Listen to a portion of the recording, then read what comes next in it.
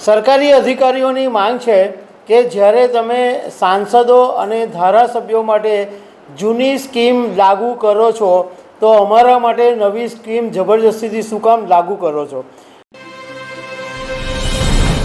કેન્દ્ર સરકારની નવી પેન્શન સ્કીમની સામે લાખો સરકારી કર્મચારીઓ આવતીકાલે દેશભરમાં રેલી કાઢવાના છે અને નવેમ્બર સુધીની સરકાર સામે લડતનો પ્લાન પણ આ સરકારી અધિકારીઓએ બનાવી દીધો છે। સરકારી અધિકારીઓની માંગ છે કે જ્યારે તમે સાંસદો અને ધારાસભ્યો માટે જૂની સ્કીમ લાગુ કરો છો તો અમારા માટે નવી સ્કીમ જબરજસ્તીથી શું કામ લાગુ કરો છો।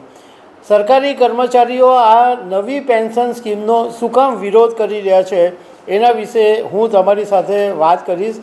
મારું નામ રાજેશ શાહ છે અને તમે જોઈ રહ્યા છો ગુજરાતના સૌથી મોટા ડિજિટલ ન્યૂઝ પ્લેટફોર્મ ખબર છે.com। છેલ્લા ઘણા સમયથી national movement for old pension scheme એટલે કેન્દ્ર સરકારે જે નવી સ્કીમ લાગુ કરી છે એની સામે સરકારી કર્મચારીઓ જૂની પેન્શન સ્કીમ જ લાગુ કરવાની માંગ કરી રહ્યા છે અને આવતીકાલે 1 ઓગસ્ટના દિવસે દેશભરમાં સરકારી કર્મચારીઓ રેલી કાઢવાના છે। ગુજરાતની અંદર લગભગ 1.5 લાખ જેટલા સરકારી કર્મચારીઓ છે એ રેલી કાઢવાના છે। સરકારી કર્મચારીઓની માંગ એમ છે કે જ્યારે તમે ધારાસભ્યો અને સાંસદોને જૂની સ્કીમનો લાભ આપો છો તો અમારી સામે જબરજસ્તીથી આ પેન્શન સ્કીમ લાગુ કરવાની શું જરૂર છે। 1 ઓગસ્ટ એટલે ગઈકાલથી માંડીને છેક નવેમ્બર સુધીનું લડતનો કાર્યક્રમ નક્કી કરી દેવામાં આવ્યો છે। 1 ઓગસ્ટે રેલી, 5 સપ્ટેમ્બરે સરકારી કર્મચારીઓ સામૂહિક ઉપવાસ કરશે, 1 ઓક્ટોબરે ઓલ ઇન્ડિયા લેવલે ટ્વિટર કેમ્પેઇન શરૂ કરવામાં આવશે અને 25 નવેમ્બરે દિલ્હીની અંદર તમામ સરકારી કર્મચારીઓ ધરણા પ્રદર્શન કરવાના છે।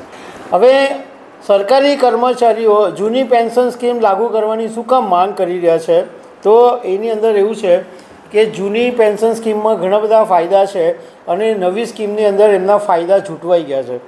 હવે જૂની સ્કીમની અંદર એવું હતું કે નિશ્ચિત પેન્શન યોજના હતી એટલે એમને નિશ્ચિત પેન્શન મળતું હતું, પરંતુ હવે નવી સ્કીમની અંદર એ તમારે રોકાણ યોજનાઓની અંદર એ રૂપિયા રોકવા પડે। જૂની સ્કીમની અંદર કર્મચારીઓના પગારમાંથી કોઈ કપાત નહોતી થતી, પરંતુ હવે આ નવી સ્કીમની અંદર પગારમાંથી 10% કપાઈ જાય છે અને સાથે સાથે ડીએની રકમ પણ કપાઈ જાય છે। જૂની સ્કીમની અંદર એમને દર 6 મહિને મોંઘવારી ભથ્થું મળતું હતું, નવી સ્કીમની અંદર મોંઘવારી ભથ્થું બંધ કરી દેવામાં આવ્યું। આ ઉપરાંત જૂની સ્કીમની અંદર સરકારી કર્મચારીઓને મેડિક્લેમ એલાઉન્સ, પગાર ભથ્થાનો લાભ એવા બધા વધારાના લાભ બી મળતા હતા, પરંતુ નવી સ્કીમની અંદર વધારાના ટોટલ લાભ બંધ કરી દેવામાં આવ્યા છે। એટલે આ જે સરકારી કર્મચારીઓ છે એ જૂની સ્કીમ લાગુ કરવાની માંગ કરી રહ્યા છે। તો દર્શક મિત્રો, આવી અનેક વાતો સાથે અમે તમને મળતા રહીશું। Thank you very much.